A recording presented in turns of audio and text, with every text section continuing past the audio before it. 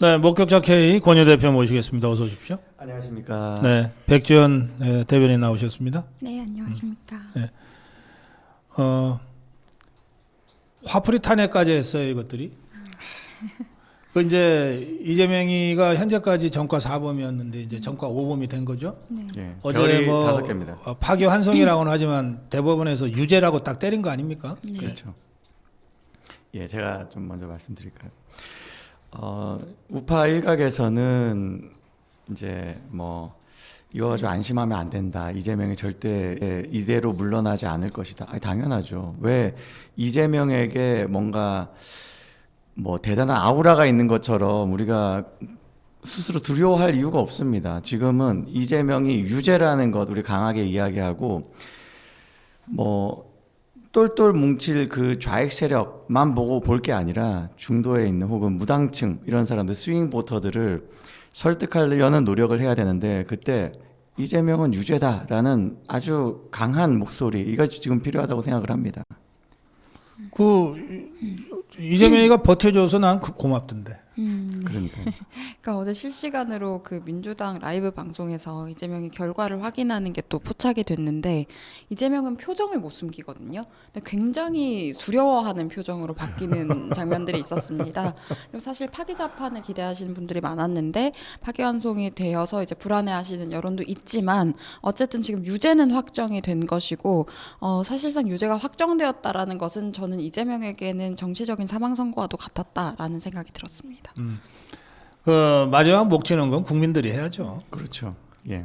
뭐 그것까지 대법원에서 해달라고 그럴게요. 뭐. 예, 파기자판이라는 거 우리가 정말 간절히 원하기도 했지만 굉장히 이례적이지 않습니까? 파기자판 뭐 이제까지 사례도 그렇게 많지 않기 때문에 이제 그렇게까지 가면 또 대법원이 정치적이다라는 비난을 받을까 우려했을 것 같기도 해요. 물론 그래도 하길 원했죠.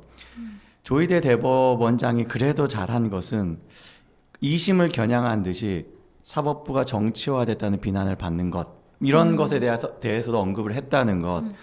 그래서 우리 국민들이 그러면 말하자면 정치는 국민들 개개인이 할 수 있지 않습니까?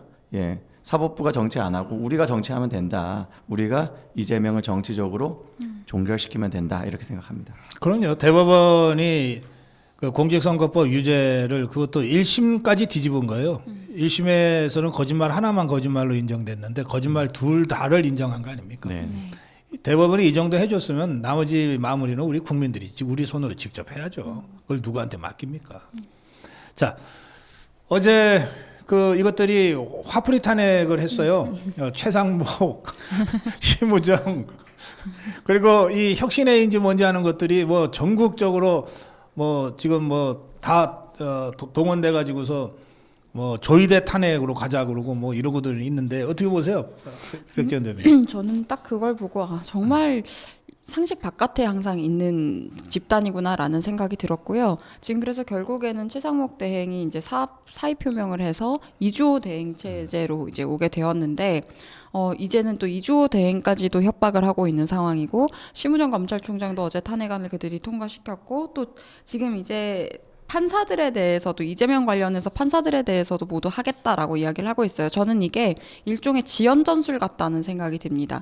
어떻게 해서든지 이재명 재판 결과를 대선 이후로 미룬 다음에 본인들이 이걸 덮고 지나갈 수 있다고 지금 착각을 하는 것 같은데 만약에 그렇게 되면 조기 대선을 또 해야 되는 상황이 생길 수도 있지 않을까라는 생각이 들고요.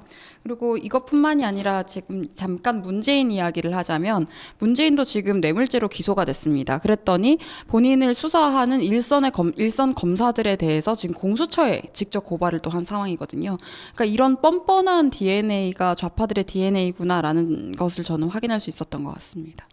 저는 정치적으로 뭐 이재명 끝났다고 보는데요. 네. 예.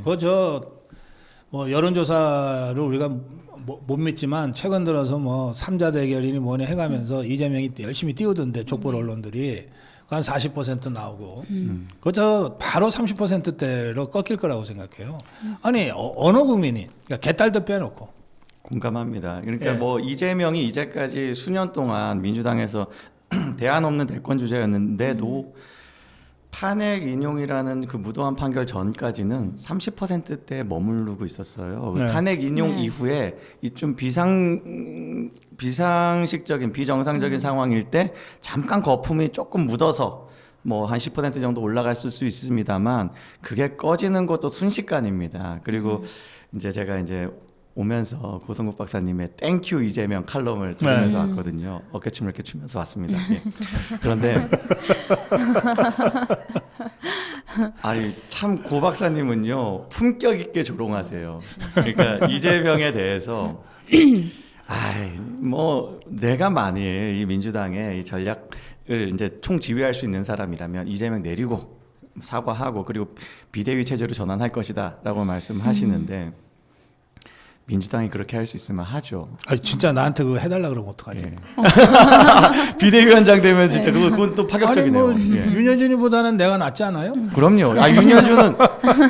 윤여준 최근에 뭐 비대위원장이라든가 무슨 위원장 했을 때 다 졌어요. 선거 다 진 사람입니다. 아니, 그러니까. 예. 지고 싶어서 부른 거 가만히 있어봐. 같더라고요. 이것들이 진짜 나한테 찾아오면 어떡하지? 그런데요. 이제 네, 저 예. 전화번호 가르쳐 주지 마세요. 예. 저 김부겸이나 이런 애들이 전화해도 나 없다 그래요. 예. 예, 그런데 이제 뭐 이런 거죠. 민주당도 알겠죠. 그렇게 하면 뭐 좀 그래도 선거는 이길 수 있다는 거 알겠죠. 그런데 이재명도 알잖아요. 자기 자신을 알잖아요.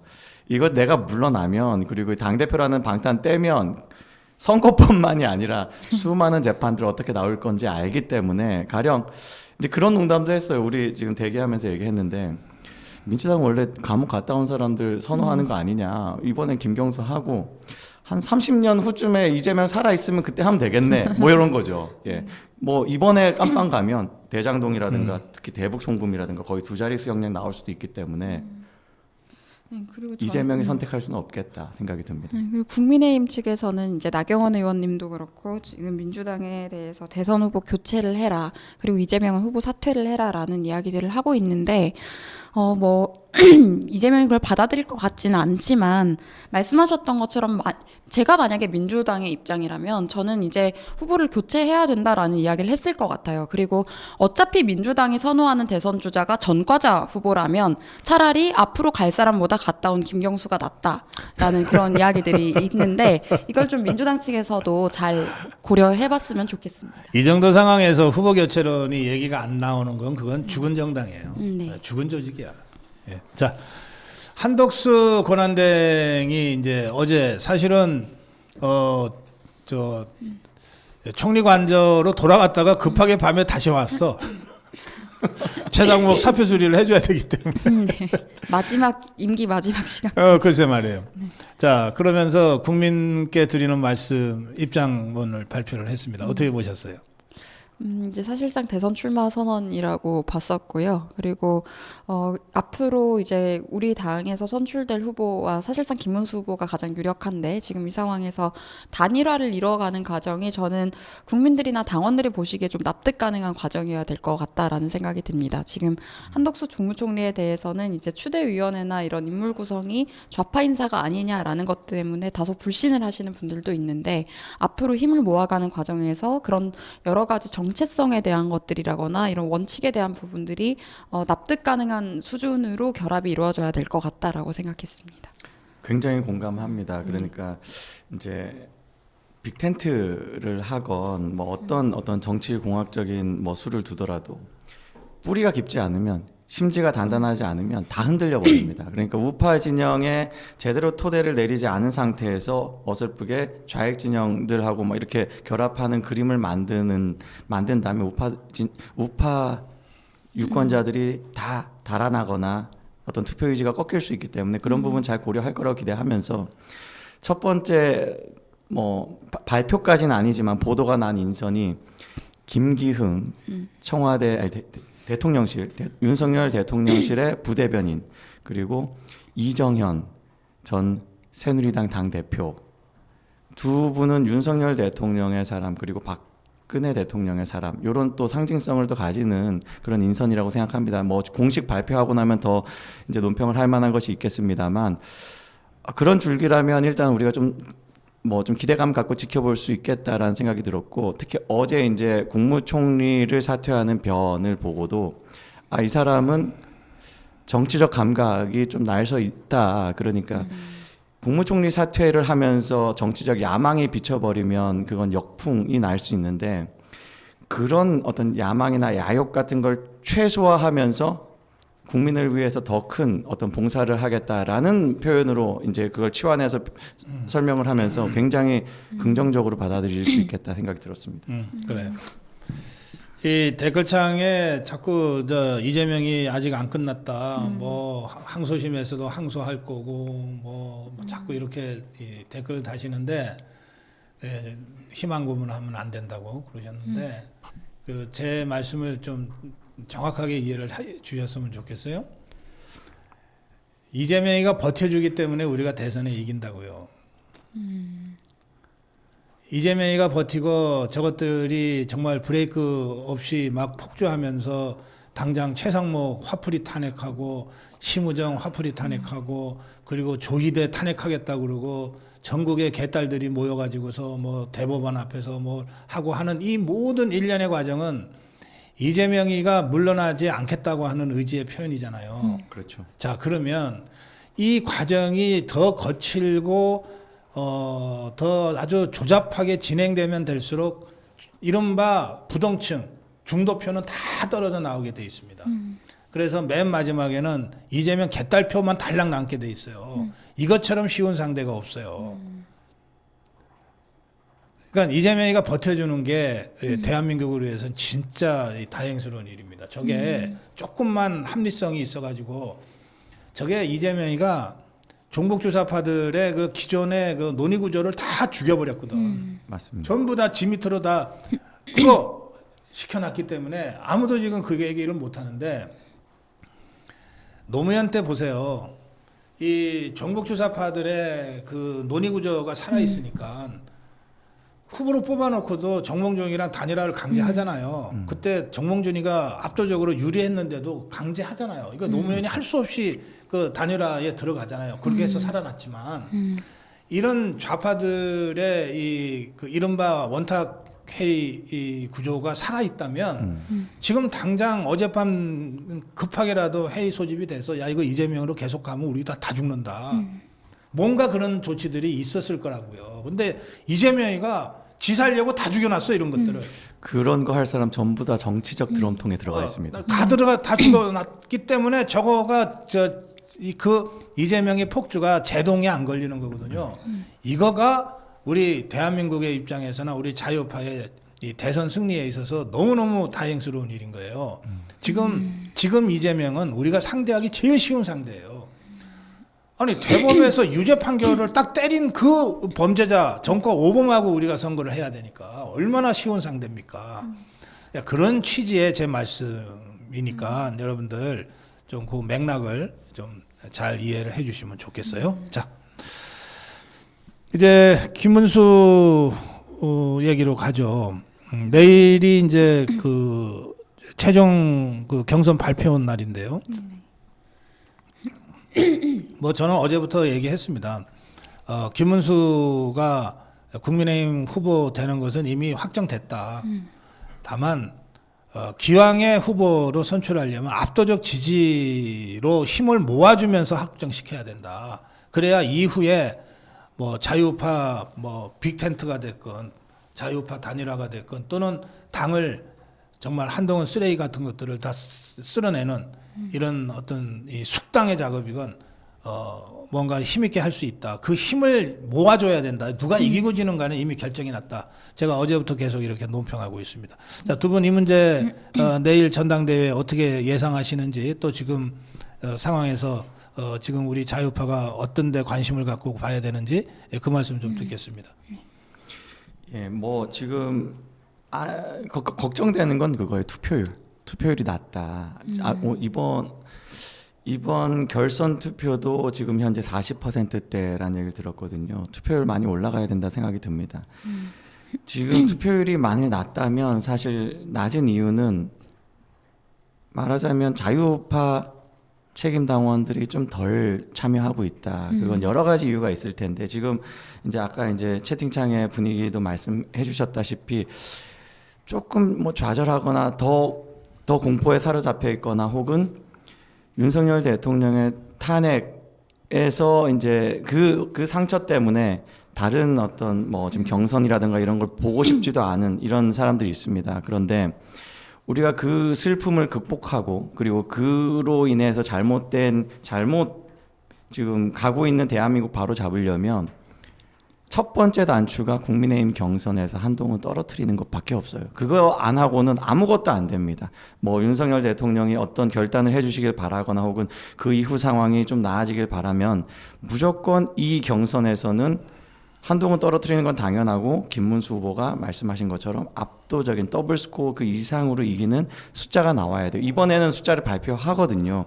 그 숫자가 한동훈이 완전히 눌릴 만한 숫자여야 한다 말씀드립니다.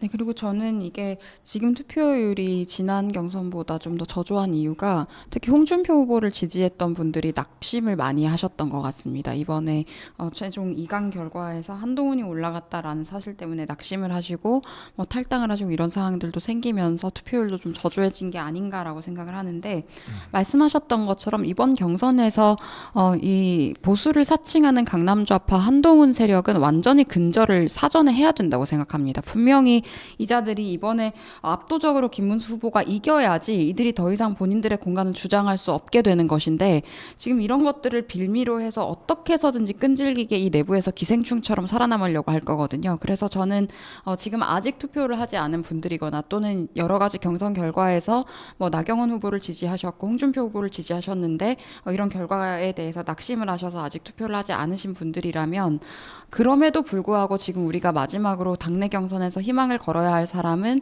김문수 후보이기 때문에 힘을 모아주셨으면 좋겠다고 말씀을 드리고요. 지금 저는 나경원 후보 대변인으로 있었는데 나경원 후보께서도 이제 저희 캠프에 나경원 후보를 지지했던 의원들과 함께 김문수 후보에 대한 지지 선언을 한 상황입니다. 그래서 이런 부분들에 대해서 힘을 좀 모아주셨으면 좋겠고요. 또 홍준표 캠프에 함께 했었던 의원님들도 지금 이제 김문수 후보에 대한 지지 선언을 함께 해주시고 계시기 때문에 앞으로 저는 조기 대선도 중요하지만 그 이후에 당의 기강과 가치를 확립하는 과정이 훨씬 더 중요해질 것이라고 생각을 합니다. 지금 그런 과정에 있어서 지금 조기 대선 과정이 저는 시작점이라고 보고 있기 때문에 우리 자유우파의 가치를 중요하게 생각하시고 당의 기강을 바로잡아야 된다고 생각하시는 분들이라면 이번 경선에서도 김문수 후보를 지지함으로써 그런 의지를 좀 표현해 주시는 것이 좋지 않을까라고 말씀드리겠습니다. 그래요. 지금 김문수로 모으자라고 하는 것은 뭐 하나의 큰 그 흐름이 돼 있기 때문에 뭐 크게 전 그 이변 없이 김문수 후보 결정은 될 거라고 보는데 계속 말씀드리는 대로 기왕이면 좀 압도적 다수의 지지를 받아야 이후에 김문수의 대선 후보로서의 행보가 힘이 실린다. 이 점 다시 한번 말씀드리고요. 그런데 이제 우리 백지원 대변인은 나경원 캠프에서 일하셨다가 이제 지금은 김문수 후보를 위해서 일한다고 그러셨는데 또 목격자 K님 계속 또 윤어게인 그 행진 이런데 또 계속 취재하고 그러시잖아요. 네. 그래서 제가 좀 궁금해요. 예. 뭐 김문수에 대한 청년들의 생각이 어떤지. 좀 나이가 70이 넘어서 뭐 좀 꼰대처럼 보는 건 아닌지 혹시 아니면 적어도 팔굽혀펴기는 나보다 잘하는 것 같으니까 턱걸이하고 진짜 이 젊은 아재라고 보는 건지 뭐 좀 매력은 있는 건지 이 매력이라는 요소가 아주 종합적이고 복합적인데 굉장히 중요하잖아요. 예, 그런 데 대한 두 분의 생각을 좀 듣고 싶으네요. 네, 저부터 먼저 얘기를 하자면 저는 일단 나경원 후보의 대변인으로 있었고 이후에 뭐 김문수 캠프에 따로 합류한 것은 아닙니다. 제가 이제 지지를 표하고는 있지만 캠프 소속으로 일하고 있는 건 아니고요. 근데 이제 김문수 캠프에서도 그동안 청년들과 이런 접점을 늘리기 위해서 말씀하셨던 그런 이미지 같은 것들도 보여주셨던 것 같은데 저는 김문수 후보가 청년들에게 대해서 갖는 강점은 본인이 살아왔던 삶에 있다고 저는 생각합니다. 생각보다 많은 청년들이 김문수 후보와 비슷한 청년기를 보내고 있다고 생각하거든요. 지금은 우리가 자유투사 세대이지만 그런 비슷한 시기를 보내면서 그리고 김문수 후보도 스스로의 삶을 직접 만들어 오셨던 분이잖아요. 그러니까 정말 오직 스스로의 실력과 능력에 기대서 꿈을 이루기 위해서 노력하고 있는 그 환경이 어렵더라도 그렇게 노력하고 있는 청년들이 훨씬 더 많은데 그런 청년들의 시각에서 봤을 때는 김문수 후보라거나 홍준표 후보라거나 이런 분들이 훨씬 더 납득 가능한 후보다. 그냥 그분들이 살아왔던 삶 자체에 대해서 존경하고 존중할 수 있으면 저는 청년들의 지지를 받을 수 있다고 생각을 하는데 그러면 네. 그 초기에 한동훈이한테는 왜 그렇게 젊은 층들이 열광을 했어요? 아무도 열광한 적이 없습니다. 아, 열광한 적이 네, 없어요? 열광한 적이 그 없습니다. 족벌 언론들이 열광했다고 거짓말 가짜 네. 뉴스를 퍼뜨렸던 모양이구나. 네, 그때 뭐 6070 여성들이랑 같이 찍은 사진을 이제 블러 처리를 한 다음에 2030 여성이라고 왜곡해서 보도한 적도 아, 있었거든요. 그랬어요? 네, 아무도 안 좋아합니다. 그게 참 그 레거시 미디어 그 TV 조선이었거든요. 그한 할매들이에요? 아 그런가 봅니다. 예. 허허, 이런 참. 예. 아무튼 뭐 그런 경우에도 막 이렇게 한동훈 얼굴에다가 여기 얼굴 핑크색으로 칠하고 썸네일을 만들어요. TV 조선이 그런 짓을 합니다.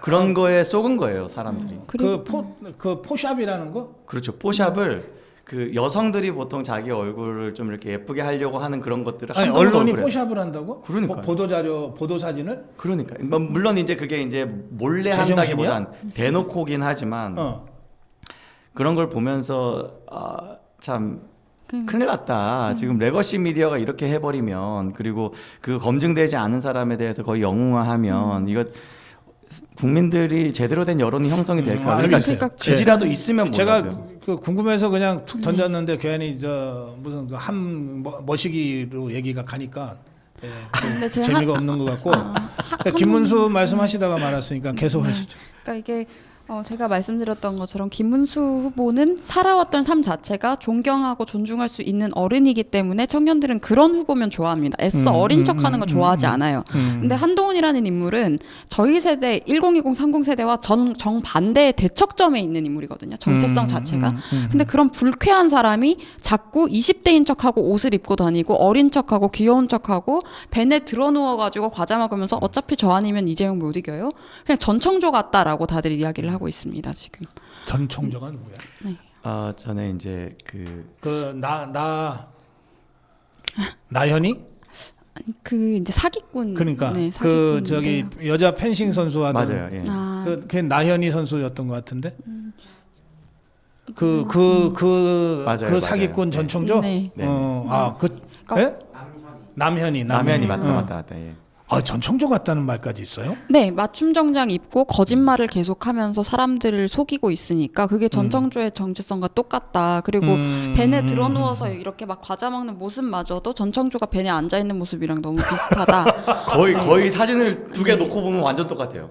그럼 그 사진 보고서 따라한 건가? 그런지도 모르겠습니다. 이 사람 사기 잘 쳤으니까 나도 사기 치려면 이 사람 따라해야 돼. 그리고 막 추종하는 그런 막 호흡마저도 통제한다 이런 것들도 그런 게 무슨 사이비 종교 교주도 아니고 모든 욕구에 대해서 그냥 가만히 호흡만으로도 다 통제할 수 있는 사람이 한동훈이다 이런 내용까지 그때 나오지 않았습니까? 그런 걸 보면서 기괴하다라고 느끼고 있고 평생 그냥 강남좌파와 오렌지족으로 평생 살아왔던 사람이 중산층 파리하는 것도 매우 불쾌하게 생각합니다. 지금 많은 국민들이 특히 청년들이 불쾌하게 생각하고요. 윤석열 대통령을 지지했었던 청년들은 공정과 상식의 가치를 매우 중요하게 생각을 하고 또 그래서 김문수 후보나 홍준표 후보처럼 살아왔던 삶에 있어서 스스로의 삶을 만들어 왔던 사람에 대한 존중이 있는 거거든요. 그래서 저는 이런 부분에 있어서도 김문수 후보가 한동훈보다 훨씬 압도적으로 청년층의 지지도 받고 있고 받을 수 그래요. 있다고 생각합니다. 아까 이제 고 박사님 그런데 전총조라는 사람은 혹시 가발 쓰고 다니나요? 그 사람도 그거 좀 궁금하네. 그 사람도 여러 가지가 가짜예요. 여러 가지가. 근데 가발 쓴다기보다는 가발 쪽은 아니고. 약간 남성처럼 머리를 쇼컷을 하고 뭐 다른 의상들도 그렇구나, 남성처럼 그렇구나. 입고 그런 아, 게 남성이 아니에요? 남성 아니에요. 여자죠. 아, 예. 그렇구나. 아니, 그러면 혹시 그 한동훈이는 성별은 확실해요? 아니, 갑자기 궁금해지네. 갑자기 이제 홍준표 후보가 이제 여성 속옷 뭐 이런 얘기 했던 게 떠오르네요, 갑자기. 나 이런 참. 아이고, 자, 역겨운 얘기 그만합시다. 네, 네. 예, 예, 아까 자. 이제 고 박사님께서 네. 이제 제가 이제 그 윤호겐 행진을 많이 이제 취재를 하니까 2030 마음을 잘 알지 않겠냐라고 말씀하셨는데 제가 지금 40대 중반인데 그걸 대변하기는 좀 이제 좀 아마 설득력이 없을 겁니다. 다만 이제 제가 그들을 이제 가까이에서 보면서 느낀 건 한동훈하고 비교했을 때 이 사람들이 정말 좋아하는 게 윤석열 대통령이잖아요. 윤석열 대통령하고 김문수 후보는 유사점이 있습니다. 아까 이야기했던 많은 부분들, 소탈한 것, 꾸밈 없는 것, 심지어 공직 최고위 생활을 했음에도 불구하고 재산 축적이 거의 없어요. 윤석열 대통령도 뭐 검사 시절에 굉장히 승승장구했음에도 불구하고 이렇게 자산을 많이 형성하지 않았습니다. 뭐 이런 것들이 가령 여러 가지 이제 지금 청년들이 답답해하는 건 기성세대들 중에서 뭐 혹은 기득권을 이용해서 혹은 반칙을 이용해서 출세하는 사람들 가령 뭐 누구의 딸 뭐 무슨 뭐 개천에서 뭐 용날 필요 없다라고 얘기했던 조국의 딸이 승승장구하는 이런 거 보면서 분노하는 그 분노하는 것으로 정치 관심을 처음 갖게 되거든요.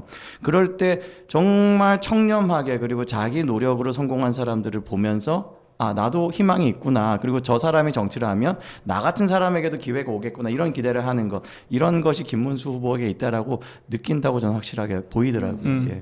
그래 알겠습니다. 자 마무리 한 말씀씩 드릴게요. 네, 지금 저는 이제 우리 당의 마지막 남은 희망은 김문수 후보밖에 없다고 생각을 합니다.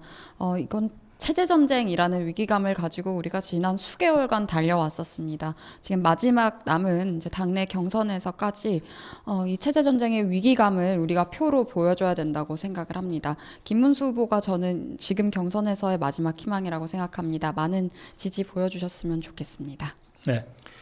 정말 자유우파 국민들이 자유우파 전사들이 너무 힘들었던 6개월이었습니다. 이때 너무나 강요된 패배, 강요된 좌절 이런 것들 어떻게 보면 우리 자유우파 전사들의 약간 심장을 고장냈나라고 느껴질 정도로 기뻐해야 될 것에 기뻐하지 못하고 분노해야 될 것에 난 이제 분노도 너무 힘들어라고 하는 그런 자유우파 시민들 많아요. 그래서 우리가 지금 정말 관심 가지고 더 적극적으로 참여해야 되는 이 중요한 시기에 떠나 계신 분들 많습니다. 그런데요.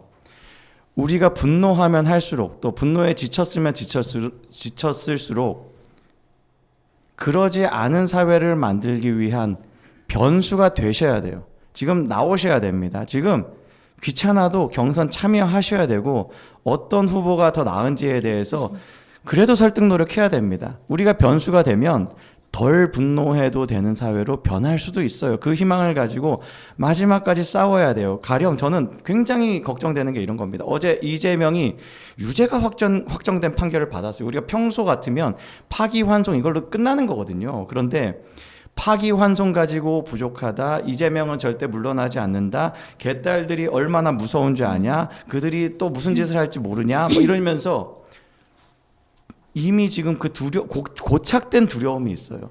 그거 벗어 던져도 된다. 그 정도로 지금 많이 상황이 변하고 있다. 그 변화에 올라타서 우리가 그 기세로 몰아붙여야 된다. 우리는 변수를 만드는 사람이 되어야 된다. 각자가 다 그걸 해야 된다라고 생각을 합니다.